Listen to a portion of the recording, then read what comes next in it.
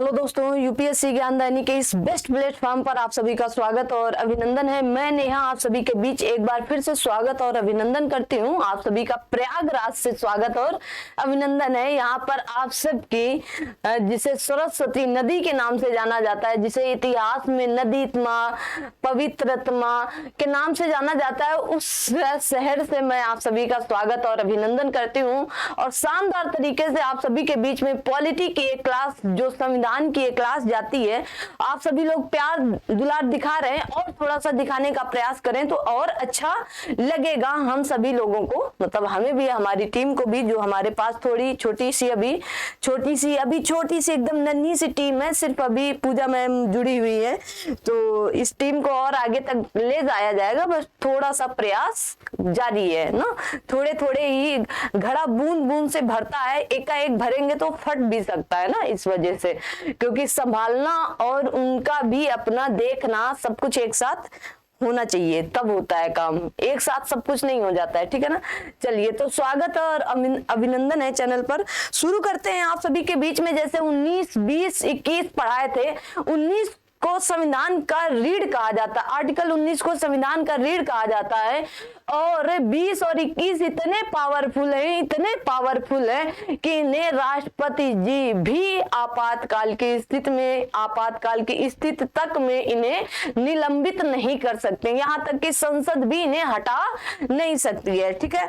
तो चलिए, आज आप सभी के बीच एक मोटिवेशनल लाइन के साथ शुरू करते हैं। कहते हैं, जब दुनिया हमें कहती है कि तू हार मान ले, जब दुनिया हमें कहती है तू हार मान ले, उस समय उम्मीद हमें कान में आकर कहती है, उस समय उम्मीद हमारे कान में आकर कहती है, एक बार और कोशिश कर ले। जब दुनिया कहती है जा तू हार मान गई, जा तू हार मान ले, अब तेरे बस का कुछ नहीं होने वाला है, तो एक छोटी सी नन्ही सी एकदम वैसे मात्र एक उम्मीद आकर कान में कहती है, एक बार और कोशिश कर ले। क्या पता उस एक कोशिश, लास्ट कोशिश और आर से पार हो जाए आप, तो उम्मीद पर आप टिके रहें। अब इतना उम्मीद न लगाएं, लेकिन पढ़ाई पर आप उम्मीद लगा सकते हो कि आप मेहनत करोगे तो सफलता आपको अवश्य मिलेगी। चलिए शुरू करते हैं। तो आप सभी के बीच में, जैसे मैंने बताया, अनुच्छेद 20 हो चुका था।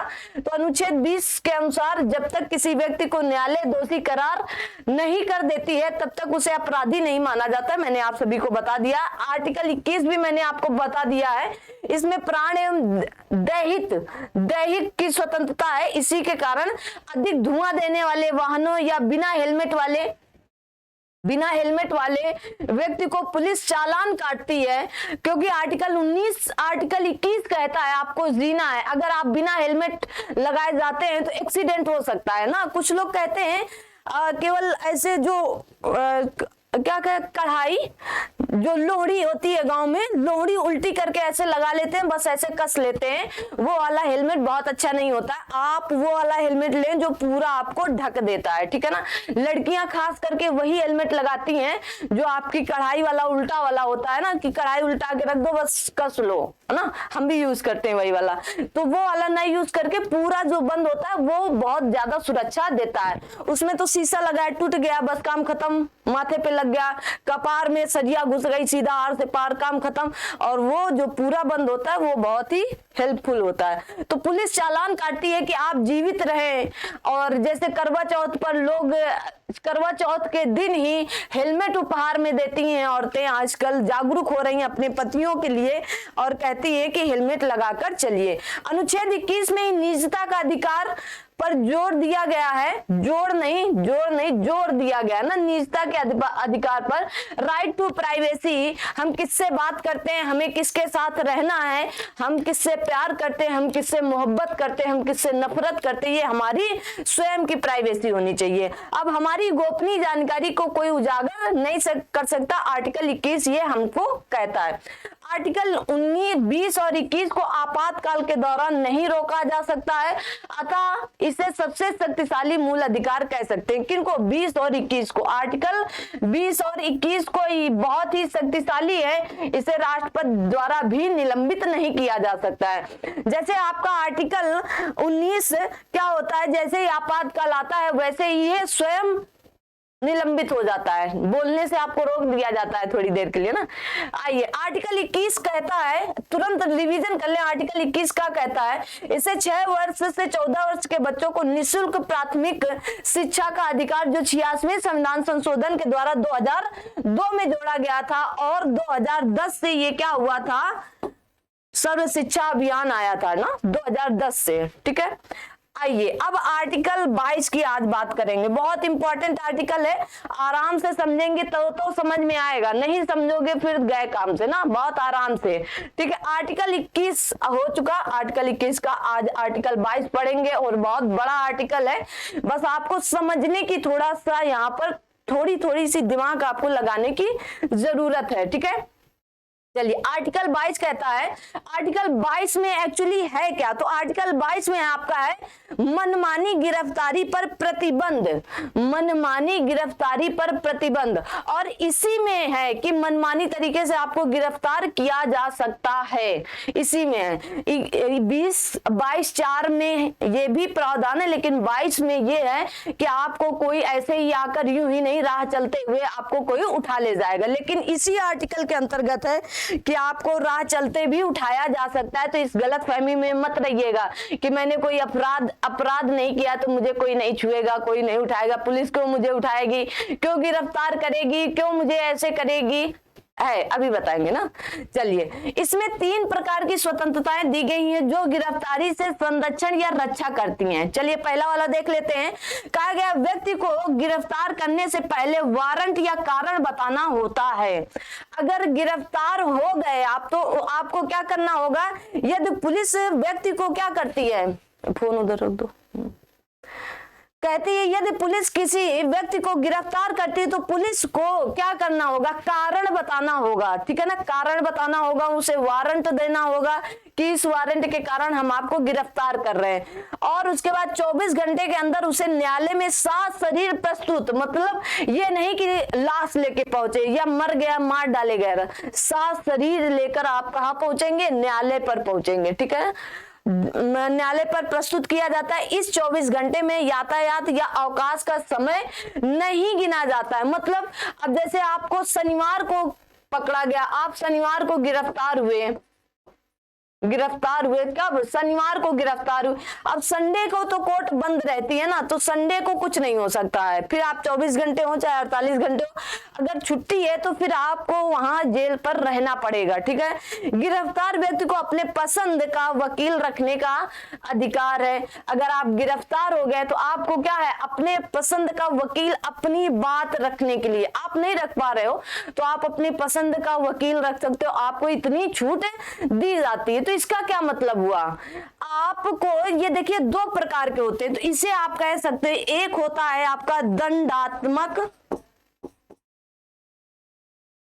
दंडात्मक और एक होता है निवारक निरोध। क्या होता है, निवारक निरोध, ये इसी निवारक निरोध को ही आप कह सकते हो आज भी रोलेक्ट एक्ट, क्या कह सकते हो, रोलेक्ट एक्ट।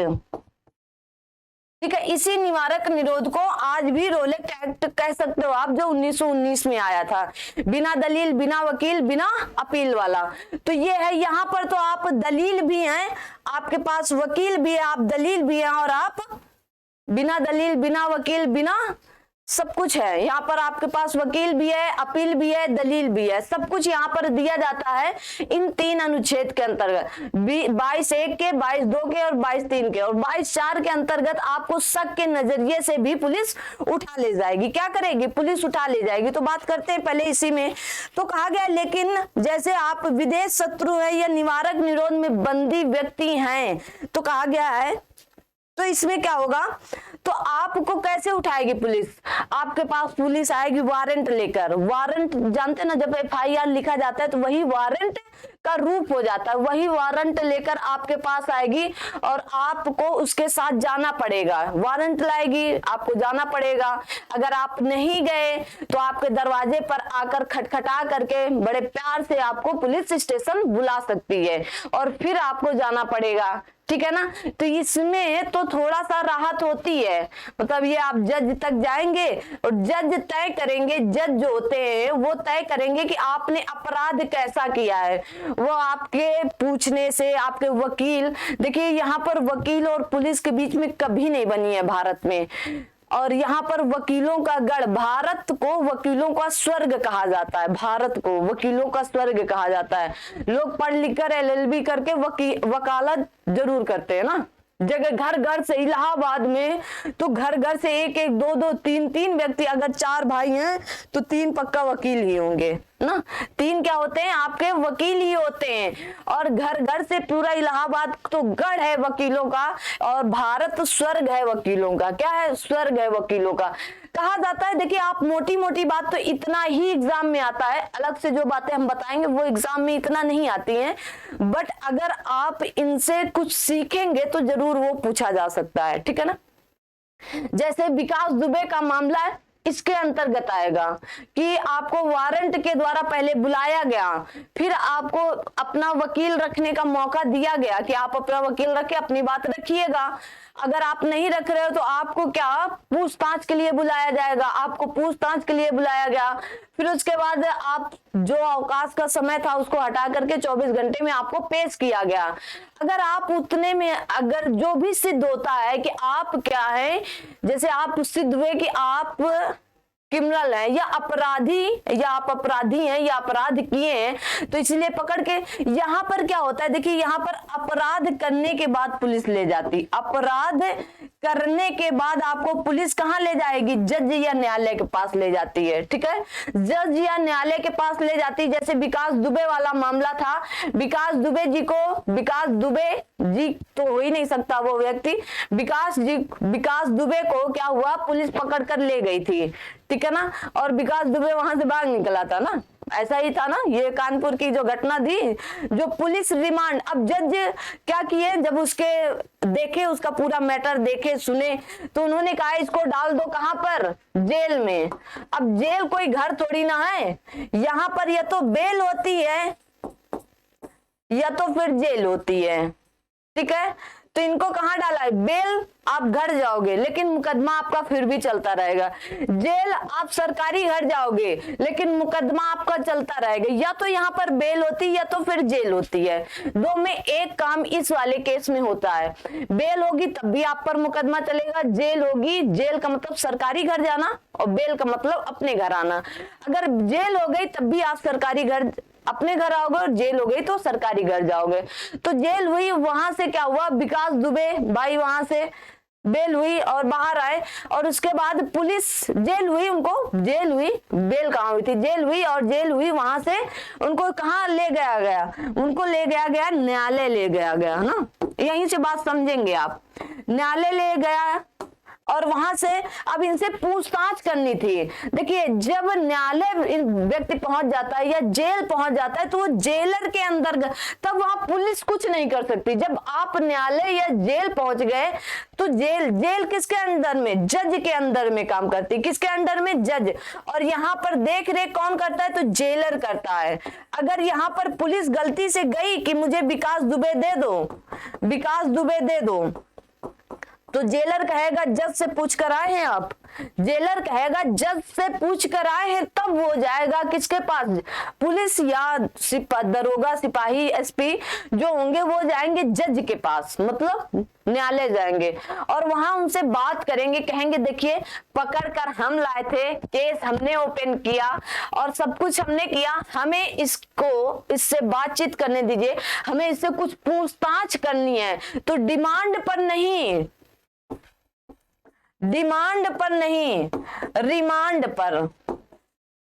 रिमांड। तो पुलिस क्या करती, पुलिस रिमांड लेती है, किससे, जज से पुलिस रिमांड लेती है। और जज कितने दिन का रिमांड देते हैं, 15 दिन का, लेकिन मोहलत देते हैं सिर्फ 14 दिन का। जानते हैं ये पुलिस है, कौन है, पुलिस है। और ये पुलिस इसको 15 का 15 दिन दे देंगे ना, तब ये 16वें दिन लेकर आएगा। तो इनको क्या किया जाता है, 14 दिन मात्र दिया जाता है, 14 दिन। वैसे रिमांड 15 दिन का होता है, लेकिन दिया कितना, 14 दिन दिया जाता है कि 15वें दिन ये लेकर के डाल दे। अब विकास दुबे को बाहर लाया गया, उनसे पूछताछ की गई, पुलिस खिसियाती रही, पूछताछ करती रही और कुछ मिला नहीं। मतलब जो मिला पुलिस को मिला। अब पुलिस लेकर जा रही थी कहाँ, न्यायालय। ये यहाँ था न्यायालय, लिख लो भाई न्यायालय, ये था यहाँ पर न्यायालय, ठीक है। विकास दुबे को लेकर जा रही थी और 4 गाड़ी थी किसकी, पुलिस की। ये 4 गाड़ियां थी पुलिस की, दिख रहा है ना, ऐसे ही आप बना लेंगे। और इसके पीछे थी मीडिया, मीडिया की 2-3 गाड़ियां थी, चलिए हम 4 ही बना देते। ये थी मीडिया और इसमें दूसरी गाड़ी में था विकास दुबे। कौन था, विकास दुबे। पहली में तो पुलिस थी, दूसरी में पुलिस और विकास दुबे, और तीसरी में भी पुलिस थी, और चौथी में भी पुलिस थी। अब इन्होंने ये वाला है, असम की सहमत के बगैर तो कुछ होने वाला था नहीं। इन्होंने इनको फोन किया, इन्होंने इनको फोन किया, इन्होंने जब इनको फोन किया लास्ट वाले को, तो इनसे कहा कि आप आधे घंटे अपनी गाड़ी रोक लो, पीछे हो ना, तो आप अपनी गाड़ी आधे घंटे 30 मिनट के लिए रोक दो वहीं। और उसके बाद अब ये गाड़ी रुक गई, तो इसके पीछे मीडिया थी, तो मीडिया की गाड़ी रुक गई। अब मीडिया उतरी, भाई पूछने लगी गाड़ी क्यों रोके हो, तो पुलिस वाले कहे आप हमसे पूछोगे, आप होते कौन हो पूछने वाले, हम स्वतंत्र हैं। अभी आप आर्टिकल 21 पढ़ के आए हो ना, 19 भी पढ़ के आए हो। तो मीडिया कही हम आर्टिकल 19 के तहत आपसे प्रश्न कर सकते हैं। तो पुलिस बोली हम आर्टिकल 21 के तहत हम मौन भी रह सकते हैं। आर्टिकल 19 में भी मौन रहने की व्यवस्था है, लेकिन आर्टिकल 21 में ये निजता का अधिकार है, हम बोले ना बोले, हम कुछ करें, आपकी मर्जी। और 30 मिनट में ही यहाँ विकास दुबे का काम हो गया। इस 30 मिनट में गाड़ी पलट गई। तो ये होता है दंडात्मक विकास, मतलब दंडात्मक आपका विरोध, ठीक है। ये आपका जो मनमानी गिरफ्तारी का संरक्षण है, मनमानी गिरफ्तारी पर संरक्षण होता है, यही है ऐसे ही। और पुलिस को क्या करना रहता है, जो गिरफ्तार किए व्यक्ति को शक पर ये गिरफ्तार नहीं करते हैं, ये तो गिरफ्तार करते हैं। आपने अपराध किया है तो गिरफ्तार करेंगे, ठीक है। फिर आपसे पूछताछ करते हैं, तब आपके पास वारंट भेजते हैं, फिर उसके बाद आपको रिमांड सब लेकर नहीं जाते हो, तब आपको उठाकर घसीट कर कोर्ट तक लेके जाते हैं, ठीक है ना।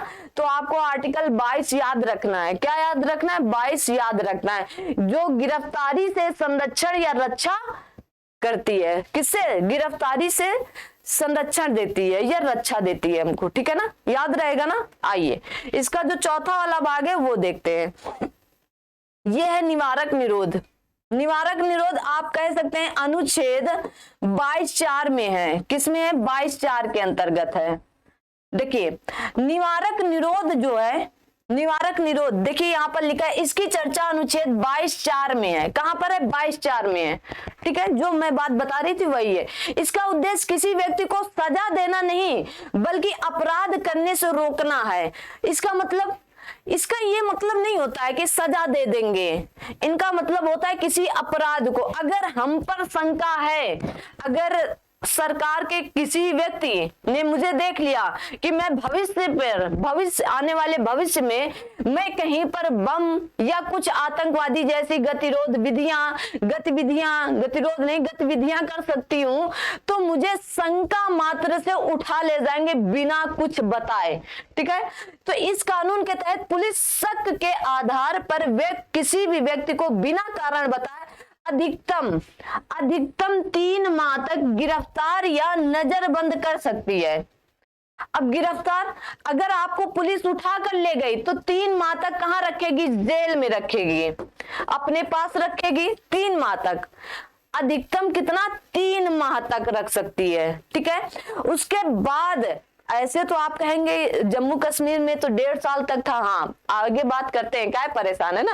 तो 3 माह तक क्या कर सकते हैं, आपको रख सकती है। नजरबंद का मतलब है कि अगर आप पर शक है, अगर आप पर शक है कि ये व्यक्ति बहुत ही जनता के लिए, सरकार के लिए, राष्ट्र के लिए, भारत के लिए कुछ भी कर सकता है आने वाले समय पर।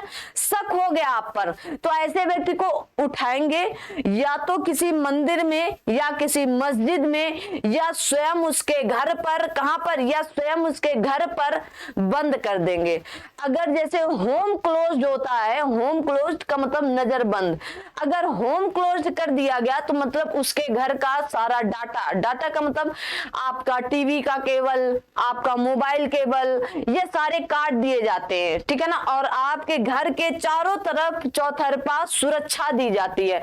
आपको 3 माह तक नजरबंद आपके अपने घर पर भी रखा जा सकता है। या तो आपको जेल ले जाएंगे या तो आपको नजरबंद करके रखेंगे। आई होप कि आप ये बात समझ रहे होंगे, ठीक है। आगे देखिए, नजरबंद का मतलब देखिए यहां से दिया गया है, किसी व्यक्ति को अब समाज से मिलने नहीं दिया जाता है। उसके यहाँ अगर कोई व्यक्ति, रिश्तेदार, नातेदार, भाई साहब से कुछ काम रहा, निकलो यहाँ से नहीं तो आप भी, तुम्हें ही साहब बना दिया जाएगा, ऐसा होता है 3 माह तक, तो उसे नजरबंद कहते हैं। नजरबंद होटल, आवास, जेल कहीं भी हो सकता है। जैसे मैंने बताया होटल, कुछ लोग कहीं कहीं बड़े बड़े जो अपराधी होते हैं उनको मंदिर में भी छुपाया जाता है, ठीक है ना। मंदिर में भी उनको छुपाया जाता है, मस्जिद में भी छुपाया जाता है। भारत के प्रमुख निवारक निरोध देखिए, सबसे दुरुपयोग जिसका हुआ था वो था मीसा 1971 में आया था। इंदिरा गांधी आयरन लेडी के समय में उनके विरोध अगर कोई बोलता था, उनके विरोध में अगर किसी ने बोला तो समझ लीजिएगा मीसा लग गया। मीसा लगा के सब कुछ जेल में, एक तरफ से जेल में, और इसका बहुत ज्यादा दुरुपयोग हुआ था। फिर इसको बंद कर दिया गया, मतलब निरस्त कर दिया गया 1978 में, जब मोरारजी देसाई जी आए, जो पहले गैर कांग्रेसी प्रधानमंत्री थे, उन्होंने 1978 में इस पर प्रतिबंध लगा दिया, ठीक है। तो आपको याद रहना चाहिए। आइए कुछ पॉइंट देख लेते हैं।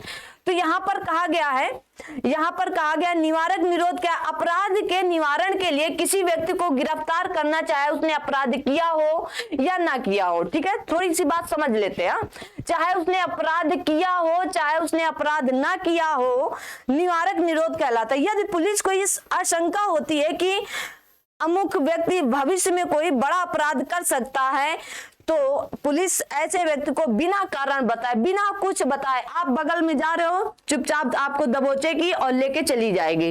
कुछ आपको पता ही नहीं चलेगा, शंका है आप पर कि भविष्य में आप कुछ भी कर सकते हो, तो बिना कारण बताए गिरफ्तार कर सकती है। निवारक निरोध में बंदी व्यक्ति को जैसे अनुच्छेद 22 के उपयुक्त, अनुच्छेद 22(4) के उपयुक्त जैसे सुविधाएं नहीं मिलेंगी। जैसे क्या, ना तो उसे गिरफ्तारी का कारण बताया जाएगा कि आपको किस लिए गिरफ्तार नहीं बताया जा सकता है, ना ही उसे अपना वकील, वहां वकील रख सकते थे ना 22(1)(2)(3) में आप वकील रख सकते थे, यहाँ ना तो आप वकील रख सकते हो, ना आपको कारण बताया जाएगा, ना आपको 24 घंटे में पेश करने का कोई ऐसा कुछ नहीं है, ठीक है ना। आपको उठा करके 3 माह तक के लिए बंद कर दिया जाएगा, ठीक है। कहने का अर्थ यही है कि निवारक निरोध के अंतर्गत ही बंदी व्यक्ति के विरुद्ध 3 महीने तक ना अपील, ना वकील और ना दलील वाला सिद्धांत लागू हो जाएगा। वही क्या आया, आज भी भारत में रोलेक्ट एक्ट चल रहा है, एक्ट, यही रोलेक्ट एक्ट है जो 1919 में घटना घटी थी, 1919 में, ठीक है, जिसे काला कानून कहा जाता है। क्या कहा जाता है? काला कानून के नाम से जाना जाता है, यही है, ठीक है। तो क्या इसमें कहा गया, आप समझ गए होंगे। यदि ऐसे व्यक्ति को 3 महीने से अधिक समय के लिए, हाँ देखिए, अगर ऐसे व्यक्ति को 3 माह से अधिक समय के लिए, मान लीजिए 3 माह बीत गए, 3 माह से अधिक नहीं रख सकते, अधिकतम 3 महीने तक गिरफ्तार या नजरबंद ही कर सकती है। अब 3 माह बीत गए तो अब इसको लगे कि अगर छोड़ना है, लेकिन सरकार को लग रहा है नहीं अभी सही समय नहीं है, पुलिस को लग रहा है अभी पुलिस 6 माह तक रख सकती, कम से कम 6 माह तक, ठीक है ना। अगर ये अब ये जान रही कि 3 माह हो गए, अब हमको छोड़ दिया जाएगा, अगर ऐसा महसूस हुआ कि 3 माह से अधिक समय के लिए गिरफ्तार करना है, तो इसके लिए निरोध समिति बनानी पड़ेगी। इस समिति के सिफारिश पर आगे के लिए उसे गिरफ्तार करना होगा, लेकिन अब की बार उसको अनुच्छेद 22 की तरह वकील रखने की स्वतंत्रता होगी, ठीक है। वकील, अपना पसंदीदा वकील, जैसे अनुच्छेद 22 में सुविधा थी वैसे आप यहाँ पर उसको सुविधा देनी पड़ेगी। क्या करनी पड़ेगी? देनी पड़ेगी। 1980-81 में क्या आया था? राष्ट्रीय सुरक्षा कानून, रासुका, राष्ट्रीय सुरक्षा कानून आज भी बहुत ज्यादा प्रचलित है, रासुका। तो रासुका लागू किया गया। एवं निवारक निरोध कानून है, कश्मीर को छोड़कर पूरे भारत में लागू था, अब तो नहीं है। पहले पूरे भारत में, कश्मीर को छोड़, अब पूरे भारत में लागू है। चाहे वो कश्मीर हो, रासुका, रासुका आपका पूरे भारत पे लागू है इतने समय, वर्तमान समय में। बात आती है तो इसके लिए अगर 3 माह से अधिक तो फिर कानून बनाना पड़ेगा। क्या बनाना पड़ेगा? संसद से आपको कानून पारित करना पड़ेगा या पुलिस इस पर कानूनी कार्यवाही करेगा तब अगले 3 माह के लिए। और इसी तरह आप देख रहे हैं ना, जम्मू कश्मीर में जब 370 हटा था तो लगभग 1.5 साल, कितना आप कह सकते हैं 1 साल 6 माह तक वहां पर लोगों को नजरबंद करके रखा गया था, क्योंकि उनको पता था अगर नजरबंद नहीं रखेंगे तो यहाँ पर कयामत आ सकती है। समझ रहे हैं ना आप? देखिए, ये हमारे भारत के लोग जो 25-30 करोड़ लोग हैं, मुस्लिम लोग, ये इतने परेशान हैरान नहीं है जितने वो पाकिस्तान के जम्मू कश्मीर में आकर लोगों को हैरान परेशान आतंकवादी फैला रहे हैं, ठीक है। हर एक व्यक्ति जम्मू कश्मीर का आतंकवादी नहीं है, बात को समझना। हर एक व्यक्ति नहीं है। देखिए क्या करते हैं, जो जिन्ना था ना उसने ऐसा बीज बोया है कि ये पाकिस्तानी आता है, ये पाकिस्तानी आएगा यहाँ पर अगर भारत में, तो ये अब क्या करने लगा, बुर्का पहन के आने लगा।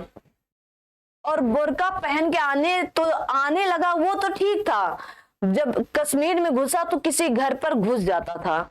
सोचिए कितना बदनाम करता था। इनका एक ही मकसद था। देखिए सुनिए कहानी, और हो सके तो सरकार भी इस बारे में, अब तो खैर आर्मी वाले बहुत सुधर गए, मतलब सुधरने का मतलब वही क्या करते, उनके हाथ में थोड़ी था, अब किसी की जान थोड़ी जाने देंगे।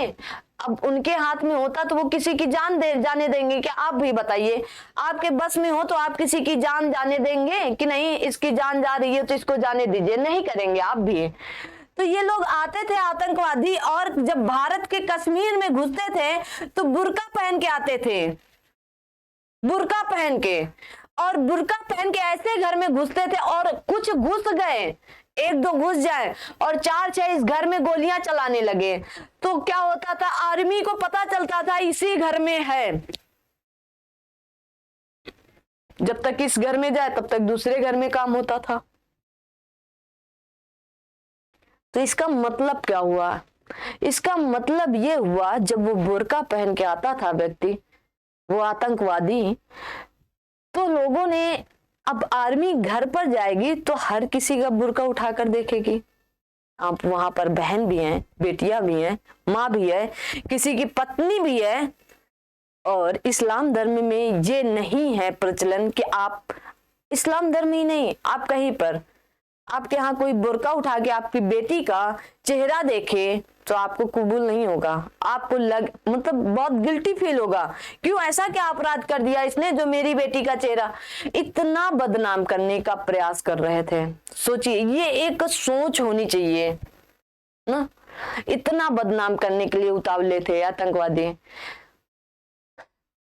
अब हमारी आर्मी ऐसे किसी को तो मार नहीं देगी, जाहिर सी बात है। उन जितनी भी घर में औरतें होंगी या तो सब पर गोली मारती, और बहुत बार ऐसा हुआ भी, गलती से हो जाता था कि ये है के चक्कर में काफी लोग निपट जाते थे बेचारे। तो इसमें गलती आर्मी की नहीं होती थी। अगर कोई कहे कि नहीं ऐसा नहीं करना चाहिए था, आर्मी ऐसा क्यों करती थी, अगर आर्मी नहीं करती तो फिर वो सबको मारे, और सबको मार नहीं सकती थी। तो ये था, ये उनके दिमाग में था कि यहाँ की बहन बेटियों को फैलाओ कि देखिए ये जो आर्मी वाला व्यक्ति है, ये देखिए कैसे इन बहन बेटियों का चेहरा उठा उठा कर देखता है, ये फैलाना था। ये इतनी घृणा, इतनी नफरत फैलानी थी। और पता है पाकिस्तानी जब भी बात करता है केवल धर्म और जाति पर बात करता है। और कोई उसके पास मुद्दा होता ही नहीं है। धीरे धीरे खैर ये बात आर्मी भी समझी। आर्मी ऐसा नहीं था कि आर्मी ऐसे थोड़ी ना, उनके पास इतने ज्यादा गुण दिए जाते हैं, उनको इतना समझा। वो पहले देशभक्त होते हैं, बाद में समाज भक्त, परिवार भक्त या अपने भक्त होते हैं। ठीक है, तो कश्मीर वाले जैसे परेशान थे कि नजरबंद करके हमें रखा गया है, तो उनके लिए करना भी जरूरी था, क्योंकि यहाँ पर देश की एकता और अखंडता की बात थी, इसलिए किया गया था। वहां पर इंटरनेट, हाँ खेद है सभी को, सभी पूरे भारतवासियों को खेद है इस बात का कि आपको सुविधाओं से वंचित करके रखा गया। लेकिन अगर उतने समय आपको उन सुविधाओं से वंचित करके नहीं रखा जाता तो बहुत बड़ा तांडव हो जाता भारत में, इसलिए रखा गया। उसके लिए बाद में देशवासियों ने भी माफी मांगी कि ऐसा कार्य करने के लिए हौसला चाहिए होता है। हमने कर दिखाया, बट आपको तकलीफ हुई, मैं मानता हूं या मैं मानती हूं कि आप सभी को तकलीफ हुई कश्मीर वालियों को। लेकिन अगर जो सच्चा कश्मीरवादी था, कश्मीरी था, उसको तकलीफ नहीं थी। वो जान रहा था कि अगर इस तरह नहीं करेगा भारत तो भी समस्याएं उत्पन्न होंगी। और हमने वहां से 370 हटाया और अच्छे से हटाया, कोई समस्या नहीं आने दी। तो ये है, यही कहता है। वहां पर हमने बहुत से ऐसे लोगों को नजरबंद कर दिया, शक के माध्यम से, केवल शक में बंद किया गया है। 1.5 साल तक मैंने बंद करके रखा, कोई इंटरनेट नहीं, कोई टीवी, कोई प्रसारण नहीं, कोई सूचना नहीं, आपकी सुविधा के लिए, आने वाले समय में आपको आराम देने के लिए, इसलिए। ठीक है, तो आप इसे समझने का प्रयास करेंगे। नजरबंद कहीं पर भी किया जा सकता, आपके अपने घर में भी आपको नजरबंद किया जा सकता, आपके अपनों से नहीं मिलने दिया जाएगा। ठीक है, आपको खाना पानी सब कुछ दिया जाएगा, लेकिन आपको मिलने नहीं दिया जाएगा। अगला देखिए, निवारक निरोध अधिनियम कब आया था? तो आप कहेंगे 1950 में। यह भारत का पहला निवारक निरोध अधिनियम है। ये 1972 में समाप्त कर दिया। कब? इसे समाप्त भी कर दिया गया। देखिए, आंतरिक सुरक्षा अधिनियम, वही आंतरिक सुरक्षा अधिनियम मीसा, जो मीसा था, जो इंदिरा गांधी जी लाई थी, मीसा। ठीक है, बहुत ही खतरनाक और बहुत जबरदस्त तरीके से दुरुपयोग हुआ, बहुत जबरदस्त तरीके से। तो इसे 1971 में लाया गया, किंतु इसका सर्वाधिक दुरुपयोग हुआ, जिस कारण 1978 में इसे समाप्त भी किया गया। कौन थे? मोरारजी देसाई जी। मोरारजी, देखिए मोरारजी देसाई जी ने कितना देश के लिए काम किए थे, संपत्ति के अधिकार को हटाए, बहुत बड़े बड़े काम करके गए थे मोरारजी देसाई। ठीक है ना, मोरारजी देसाई बहुत बड़े बड़े काम करके गए थे, और ऐसे ऐसे काम करके गए कि आपको लगेगा कि हाँ ऐसे काम करने चाहिए। राष्ट्रीय सुरक्षा कानून, रासुका, बहुत ही इंपॉर्टेंट है। 1980 में आया था। कब आया था? इसे 1980 में लाया गया। ये अभी तक लागू है। ये वर्तमान में सबसे खतरनाक अधिनियम है। इसके तहत पुलिस इनकाउंटर कर देती है, जैसे विकास दुबे जैसे लोगों का। किसका? विकास दुबे का। विकास दुबे का रासुका के नाम से ही क्या हुआ था? इनकाउंटर हुआ था। विकास दुबे जैसे लोगों का इनकाउंटर कर दिया जाता है। आतंकवादी एवं विध्वंस गतिविधियां, इसे 1985 में आतंकवादी के विरुद्ध लाया गया, किंतु दुरुपयोग होने के कारण 1995 में समाप्त कर दिया गया। बहुत दुरुपयोग होने लगा था। पोटा, टाडा, ये दो चीजें इतनी आतंकवादियों के लिए आई थी, लेकिन इतनी ज्यादा दुरुपयोग होने लगी थी कि इनको समाप्त करना पड़ा। देखिए, एक आगे नीचे भी है, दोनों है, पोटा और टाडा। ठीक है, निवारक आतंकवादी निवारक अधिनियम, जो ये आया था आपका, कब आया था? 2001 में आया था, और 2004 में इसे समाप्त कर दिया गया था। पोटा और टाडा इतने ज्यादा खतरनाक थे, लेकिन इनका दुरुपयोग इतना ज्यादा होने लगा था भाई, जिसी को नहीं उसी को आतंकवाद घोषित कर दो, जाओ गए काम से। जिसका नाम ले लिए कि पोटा में शामिल है, चलो भागो, निकल लो, पूरी जिंदगी ध्वस्त हो जाती थी। और एक बार पोटा और टाडा जैसे आप पर आरोप लग गए फिर पूरे जीवन आप निकल नहीं सकते वहां से, पूरा जीवन ध्वस्त हो जाता था। रासुका में तो थोड़ी बहुत आपको छूट मिल जाती है, लेकिन पूरे जीवन अगर टाडा और पोटा अगर लग गया तो पूरा जीवन ध्वस्त हो जाता था।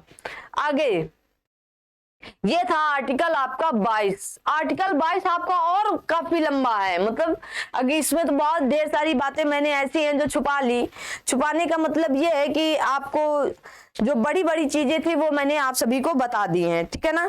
जैसे आपका टाडा था, मीसा था, मीसा आप सभी लोग जानते हैं, टाडा मीसा, ठीक है, पोटा, ये सारी बातें आपको क्या, ये आपका टाडा है, कहाँ चला गया, ये टाडा है, ये आपका पोटा है, ठीक है। तो टाडा और पोटा में क्या किया गया कि ये आतंकवादी से था, आतंकवादी, और इनको समाप्त किया गया। बहुत ज्यादा इनका दुरुपयोग हो रहा था, लोग इनका दुरुपयोग करने लगे, जो आतंकवादी नहीं था उसको भी आतंकवादी घोषित करने लगे। तो इससे लोगों को बहुत ज्यादा मतलब समस्याएं आने लगी, इतनी समस्याएं आने लगी कि अगर आपसे आपके दादा या चाचा जी गुस्सा आ जाएं, दादा ही गुस्सा आ जाएं और आप आकर सरकार से बोले ये पोटा में शामिल है, काम खत्म, आपका काम तमाम हो गया, आप गए, आपका पूरा जीवन ध्वस्त ध्वस्त व्यस्त, सब बर्बाद।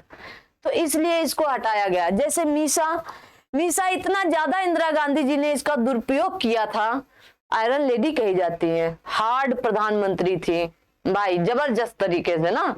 तो उन्होंने बहुत ज्यादा, उन्होंने क्या, बहुत से लोगों ने उसका दुरुपयोग किया था। तो 1971 में आया था और 78 में उसको समाप्त कर दिया गया था, ठीक है। आगे आप सभी के बीच आएगा शोषण के विरुद्ध अधिकार, जो आर्टिकल 23 और 24 की बात कही गई है। आर्टिकल 23 और 24 की बात कही जाती है, मनुष्य स्वयं में साध्य है, मनुष्य स्वयं में साध्य है, वह किसी का साधन नहीं हो सकता। मनुष्य स्वयं में साध्य है, वह किसी का साधन नहीं हो सकता। इसलिए यदि मनुष्य के सहमत के बगैर उसे जबरदस्ती या जबरियन कोई कार्य कराया जाता है, काम लिया जाता है, तो यही उसका शोषण है ना। अच्छी लाइन, मनुष्य अपने आप में एक साध्य है, किसी का साधन नहीं हो सकता है। अगर आप उससे किसी तरह जबरियन काम लेते हो तो यही उसका एक शोषण है। हमारी मर्जी नहीं है कि हम पढ़ाएं, क्या आप हमसे जबरदस्ती पढ़वा लोगे? या आपकी मर्जी नहीं है कि हम जो पढ़ा रहे वो आप पढ़ें, तो क्या हम आपसे जबरदस्ती पढ़ा लेंगे? और अगर हम आपसे जबरदस्ती पढ़वा रहे हैं कि नहीं पढ़िए इसे, तो इसका मतलब हम आप पर शोषण कर रहे हैं, इसका मतलब हम आप पर शोषण कर रहे हैं। और जिस दिन आप पर शोषण होने लगा और आप समझ गए कि हमारा शोषण हो रहा है, घर में शोषण होता है, देखिए आइए बताते हैं। जब घर में नई नई बहू आती है और ये सास होती है, सास और बहू बहुत अच्छी, मतलब आपको आपके ही बीच से मिलेगा, आपके ही घर से होंगे। ऐसी बात नहीं है कि हमारे आपके घर में ऐसी बहुएं नहीं होती हैं, ऐसी सासें नहीं होती हैं। कहीं पर तो सास ही बहू पर शोषण करती है, कहीं पर सास ही बहू पर शोषण करती है, कहीं कहीं पर बहू सास पर शोषण करती है। हर रोज बहू आएगी, शादी होकर आई लड़के की, और क्या कहेगी? कहेगी सर दर्द है, पेट दर्द है, बदन दर्द है, रोज उसका मतलब कुछ ना कुछ दर्द होता रहता है। जब शुरू में आती है तो बड़ी नौटंकी होती है, कहीं कहीं पर, सबके यहाँ नहीं, सबके ऊपर लागू नहीं होता है, ये तो समझाने का नजरिया होता है ना। तो जब आएगी शुरू में तो बीमार होगी, कोई कुछ भी कह देगा तो उसको लगेगा शोषण हो रहा है मेरा। अगर किसी ने अच्छा भी समझाया तो शोषण, अगर सास ने कुछ कह दिया तो शोषण। फिर यही शोषण एक दिन धीरे धीरे बढ़ता चला जाता है। पहले के जमाने में देखिए, यही 90 के पहले देखिए, 90 के बाद थोड़ा सा चेंजमेंट आया है लोगों के अंदर। 90 से पहले सास बहू पर इतना शोषण करती थी कि जो मर्जी होती थी वही काम करवाती थी। और जो वो नहीं करना चाहती थी वो भी उससे करवाती थी, शोषण करती थी, खुलेआम करती थी। नहीं पढ़ी थी बहुएं तब की, नहीं पढ़ी थी सास तब की, अब पढ़ी हैं। आप हम पर एक बार करोगे शोषण, वो 4 बार करेगी शोषण सास पर। करो शोषण। इसीलिए कहा गया मनुष्य साध्य है, कोई साधन नहीं है कि आप जब चाहें, जैसे चाहें, जहां चाहें, जिस मर्जी से चाहें, जबरियन चाहें कि कार्य करवा ले। नहीं करवा सकते हो आप। क्यों करें? क्यों करें? उसकी मर्जी होगी तो करेगा, नहीं मर्जी होगी तो नहीं करेगी। सीधी सी बात है। समझ में आया? चलिए, ये तो सास बहू की बात हो गई। इतना सास बहू का आजकल मैटर नहीं चलता है जितना आजकल मैटर चल रहा है। सास बहू का मैटर चल रहा है क्या? सास बहू का आजकल मैटर थोड़ा सा कम चल रहा है। क्यों? क्योंकि आजकल की बहुएं, जो बहू होती है, आजकल की बहुएं अपने पैर पर खड़ी होकर जाती हैं, शासन कर ही नहीं पाती हैं। शासन नहीं, शोषण सास कर ही नहीं पाती है, उल्टा सास पर शोषण होता है। पहले बात तो मैंने बताई, तो सास शोषण करती थी। आजकल की बहुएं गवर्नमेंट जॉब लेकर पहुंचती हैं और कहेंगी माता श्री जरा 2 कप चाय बना लाना, 1 कप मेरे लिए और 1 कप मेरे पति के लिए। आप पी हैं कि नहीं पी हैं इससे हमें मतलब नहीं है। अब सास का मन नहीं है काम करने का। उसको तो लगता था बहू आएगी तो वही चाय पिलाएगी हमको। अब उसको क्या पता कि हाँ उल्टा हो जाएगा, क्योंकि अब जमाना बदल गया है। अब जमाना बदल गया है, नजरिए बदल गए हैं आपके बीच में। देखिए, क्या आपकी जो माँ पढ़ी लिखी नहीं थी, क्या आपकी बहन पढ़ी लिखी नहीं है? होगी। आप अपने बीच देखिए उठकर। अगर आपकी माँ पढ़ी लिखी नहीं थी तो आपकी बहन पढ़ी लिखी होगी। अगर आपकी बहन पढ़ी लिखी नहीं है तो आने वाली आपकी पत्नी, बहू पढ़ी लिखी पक्का होगी। ठीक है? अब बहुत ही वैसे ही स्थिति में घर हो, परिवार हो, रिश्तेदार नातेदार हो कि कोई पढ़ा लिखा ना हो, बहुत रेयर केस में अब ऐसे केस मिलते हैं। ठीक है? आजकल तो रिक्शा चलाने वाले पिता की ही बेटी आईएएस बन रही है, आजकल झाड़ू लगाने वाली आरएएस बन रही हैं, तो पढ़ी लिखी हैं, समाज को बदल रही हैं। रिक्शा चलाने वाला दिन में रिक्शा चलाता है, रात में रिक्शा चलाता है, दिन में रिक्शा चलाएगा, एक टाइम रिक्शा चलाता है, एक टाइम पढ़ता है वही बालक। तो पढ़े लिखे आज भी हैं, मेहनत करके पढ़ते लिखते हैं ना। बस नजरिया है समझाने के लिए ना। तो बलात् श्रम, जबरदस्ती श्रम तथा बेगारी बिना वेतन के। अब चलिए, आपके घर में कोई गरीब महिला आई है काम करने के लिए, आपने कहा ठीक है 30 दिन का, मान लीजिए एक दिन का 10 रुपए देते हैं तो 30 दिन का कितना हुआ? 300 रुपए देंगे महीने का। इतना नहीं, अब तो इससे ज्यादा दिया जाता है, 3-3 हजार रुपए महीने का, है ना, 100 रुपए दिन का। मैंने उदाहरण बताया। अब आपने कहा बिना वेतन के, आपने 1 महीने तो पैसे देकर काम कराया, अगले महीने कहा जब वो पैसे मांगी कि मेरे 300 रुपए, आप झूठ बोल दिए। 600 रुपए पिछले महीने एक साथ दिए थे, नहीं पता आपको? आप बड़े व्यक्ति हो तो आपने उसे दबा दिया, दबाया ना, बिना वेतन के, क्योंकि उसकी मजबूरी थी कि एक महीने काम करके वेतन पा गई तो उसे लगा अगले महीने काम करेंगे तो अगले महीने का वेतन मिलेगा, पेट भरेगा, अपने बच्चों को पालेंगे, शराबी पति को पैसा देंगे शराब पीने के लिए। रोक लगाया गया। किंतु राष्ट्रीय सुरक्षा के मुद्दे पर बलात् श्रम या बेगारी कार्य कराया जा सकता है। इनका कहना है कि अगर राष्ट्र की सुरक्षा या रक्षा के लिए जरूरत पड़ी तो सबको बिना वेतन के बॉर्डर पर लगना पड़ेगा। अनुच्छेद आपका 23 बोलता है चीख चीख कर, अगर बहुत ज्यादा जबरदस्ती हुई बॉर्डर पर तो सारे देशवासियों को बॉर्डर किनारे जाकर 1 दिन, 2 दिन, 10 दिन, 1 महीने, पूरा साल समय देना पड़ेगा बिना वेतन के। बेगारी में कहा जा रहा है ना, यहाँ कहा गया है बलात्श्रम, जबरदस्ती आपसे कार्य कराया जा सकता है। बेगारी, बिना वेतन के, बिना बेगारी मतलब आपको बिना बेगारी या बिना वेतन के आपसे कार्य लिया जा सकता है। लेकिन जब राष्ट्रीय सुरक्षा का मुद्दा या उसमें बात आएगी तब, ऐसे नहीं, ऐसे आप किसी से कार्य नहीं ले सकते हो कि शोषण करो, कि चलो मेरी नाली साफ करो, साफ तो कर दिया तो आप उसको वेतन दो, और नहीं दे रहे हो तो फिर कार्य नहीं करवाओ। समझ में आया ना? आर्टिकल 23 क्या कहता है आप समझ गए। बलात्श्रम मतलब जबरदस्ती किसी से काम कराना। बहुत बड़े बड़े व्यक्ति आते हैं, खड़े खड़े आपसे काम करवा लेते हैं, 1 रुपया चमन्नी नहीं देते हैं, आप उनसे मांगते हो क्या? शोषण हुआ है आपका। क्या हुआ है? शोषण हुआ है आपका। शोषण करके वो चले गए, आपको पता भी नहीं चला। बहुत से ऐसे लोग हैं जो आपसे 15 दिन काम ले लेंगे और आपको वेतन नहीं देंगे। क्या हुआ? आपका शोषण हो रहा है।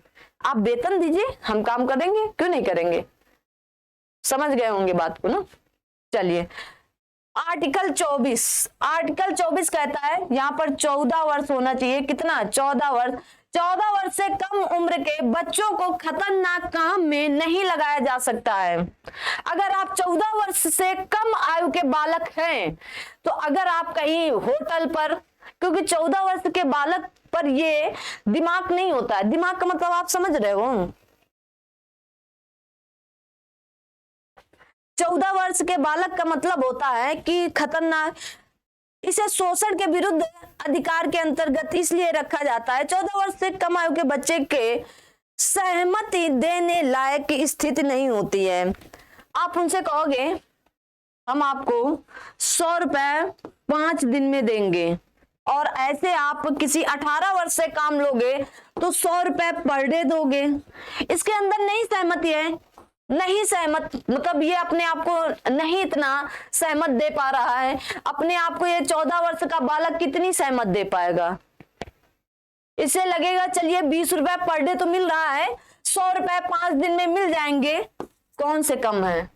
लेकिन आप काम नहीं ले सकते उससे। होटल में देखिए छोटे छोटे से बच्चे पानी देने आते हैं, उनको कितना दे देते होंगे? 150 रुपए दिन का। शाम में खाना खिला दिए, बात खत्म, पैसा भी नहीं दिए, कोई दिक्कत नहीं होती है। कहेंगे पेट भर के खाना खा लो, खाना वैसे भी उनका बर्बाद होता है, उसी में आपको खिला दिए, बस बात खत्म। और उनको क्या चाहिए? उन्हें भी यही लगता है ना कि मुझे खाना मिल जाए, मेरा पेट भर जाए। अगर वो गरीब है, अगर वो पढ़ा लिखा है तो वो क्यों करेगा काम? इसीलिए कहते हैं शिक्षा का होना बहुत ज्यादा अनिवार्य है। अगर आपके अंदर शिक्षा है तो आप ऐसा कोई कार्य नहीं करने वाले हैं जिससे दूसरों को लाभ मिले। आप तब ऐसा कार्य करोगे कि 100 कमा रहे हैं तो 10 में किसी और से काम करा लें, 90 हमें बचे, और फिर एक दिन ऐसी सोच आएगी कि 90 वो कमाए, 900 हमें बचे। फिर एक दिन ऐसी सोच आएगी कि 900 वो कमाए और 9000 हमें बचे। फिर एक दिन ऐसी सोच आएगी कि 9000 वो बचाए और 90000 मैं बचाऊं। आएगी ना? अगर आप शिक्षित हैं तो काम ऐसा करो कि सामने वाले को भी लाभ हो और आपको भी लाभ हो। जो 10 रुपए कमा रहा था, अगर उसे 90 रुपए मिलने लगे, फिर 900 मिलने लगे, फिर 9000 मिलने लगे, तो उसको इससे बेहतर क्या हो सकता है? और आपको 100 रुपए मिल रहे थे, फिर आपको 900 मिलने लगे, फिर आपको 9000, फिर 90000। अगर आप इतना ले सकते हो तो अगर ये इतना ले रहा है तो कोई दिक्कत नहीं है। ठीक है ना? तो ये बात समझने की बात है। मतलब अगर आप 14 वर्ष से कम आयु के बालक हैं या 14 वर्ष के हैं तो आपको ऐसे खतरनाक कार्यों पर, जैसे खतरनाक कार्य, जैसे आप जानते हो छोटे छोटे बच्चे खंबे, बिजली वाले खंबे में चढ़ते रहते हैं। देखे आप? हमने देखा है, हमारे गांव में खंबे हैं तो उसमें चढ़े रहते हैं। वो खतरनाक है, उसमें लिखा रहता है डेंजरस, खतरनाक, हिंदी में भी लिखा रहता है, और रेड कलर का वो लगा रहता है और उसके ऊपर लिखा रहता है कि इसके ऊपर जाना खतरनाक है, लेकिन फिर भी चढ़े रहते हैं। क्यों? क्योंकि उनके अंदर ये सहमत ही नहीं, सहमत लायक होते ही नहीं कि मैं जाऊं कि ना जाऊं, खतरनाक होगा तो मैं मर जाऊंगा, क्या कुछ भी हो सकता है ना। तो नहीं सहमत होती है।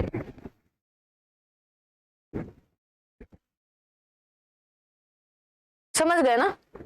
तो ये है आपका आर्टिकल शोषण के विरुद्ध अधिकार, आर्टिकल 23 और 24, 22 तक वहां समझे और 23 यहां समझे, 23 और 24।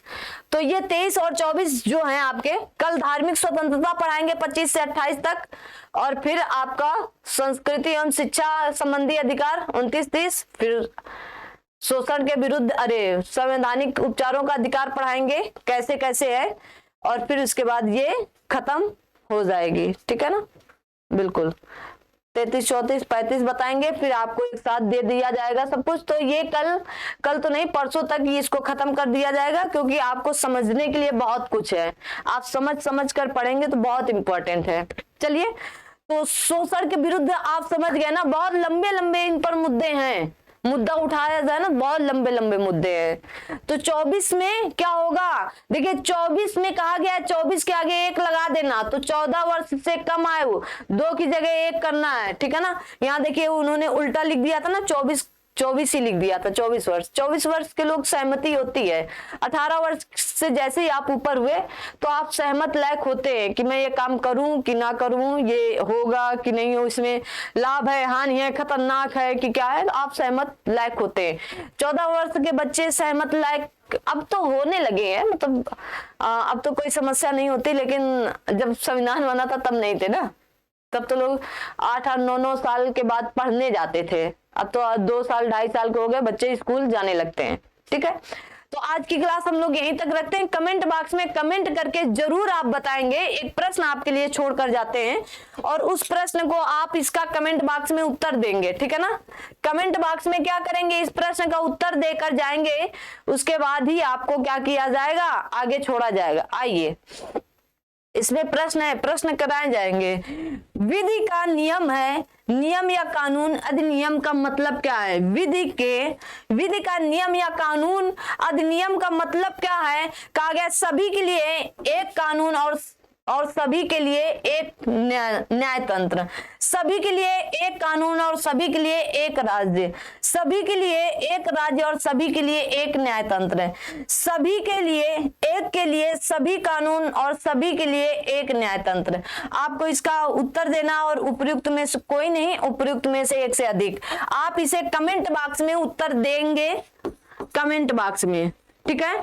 कमेंट बॉक्स में इसका उत्तर आप सभी लोग जरूर देंगे। A, B, C, D कौन सा सही है, आप वीडियो को रोक करके अच्छे से पढ़ करके फिर उत्तर दीजिएगा। जरूर से जरूर उत्तर दीजिएगा। कमेंट बॉक्स में आप सभी लोगों का उत्तर आना चाहिए।